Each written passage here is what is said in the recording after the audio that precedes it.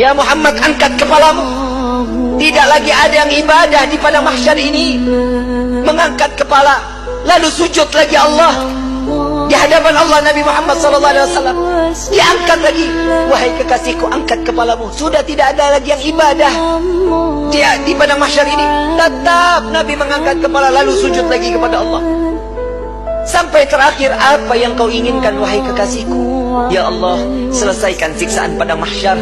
Biarkan mereka, masukkan mereka ke mizan penimbangan amal baik amal buruk mereka. Ya Muhammad, engkau meminta tanpa sujud kepadaku, aku akan memberikan apa yang kau inginkan.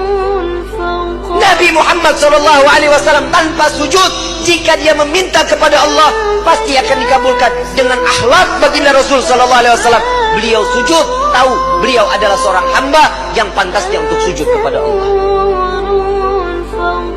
Dia adalah Nabi SAW. Tatkala mereka datang bersama dengan Nabi, ya Rasulullah, mintalah permohonan kepada Allah. Apa jawaban Nabi? Analaha, analaha, analaha. Aku yang dapat menolong kalian. Aku yang akan memberikan syafaat kepada kalian. Aku yang akan membebaskan kalian dari siksaan padang mahsyar di hari ini. Saat dia meminta selesai padang mahsyar, masuk mereka semua ke mizan.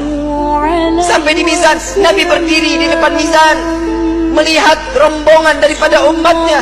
Saat beliau dalam keadaan dosa yang begitu besar, Nabi sujud kembali di hadapan Allah. Ya Rabb, doa baginda Rasul SAW, ya Allah, ringankan beban dosa umatku, beratkan pahala mereka, ampuni dosa mereka ya Allah. Kita berbuat dosa di atas bumi Allah. Nabi yang terus menerus, sampai di mizan pun Nabi sujud kepada Allah agar kita diselamatkan, dibebaskan, agar masuknya kita ke dalam syurganya Allah. Setelah mizan, Nabi SAW berdiri lagi di sirat.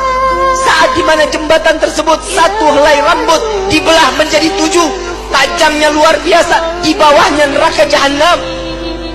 Nabi menunggu sampai ada umat yang ingin tergelincir, dipegang oleh Nabi, dituntun sampai di ujung daripada jembatan tersebut.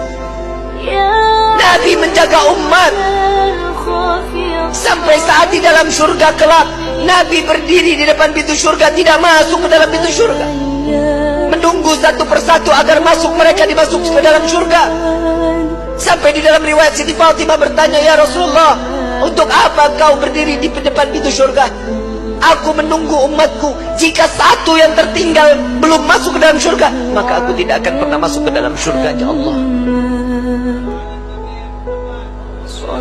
Huwa Muhammad, dia adalah Sayyiduna Muhammad. Sampai di dalam satu riwayat lain, Rasulullah izin kepada Allah melihat daripada daftarnya, umat satunya belum masuk ke dalam surganya Allah. Nabi berbincang kepada Allah, ya Rabb, izinkan Muhammad untuk memeriksa neraka. Sampai beliau masuk ke dalam neraka, mencari umatnya, lalu setelah itu diambil, lalu dibawa masuk ke dalam surganya Allah. Dia adalah Sayyiduna Muhammad. Dia adalah pemimpin kalian. Dia adalah Nabi kalian. Dia adalah Rasul kalian. Tidakkah kalian malu tatkala kalian berbuat dosa di hadapan Allah? Sampai kapan hidup kita selalu tutup mata di dalam kemaksiatan kepada Allah?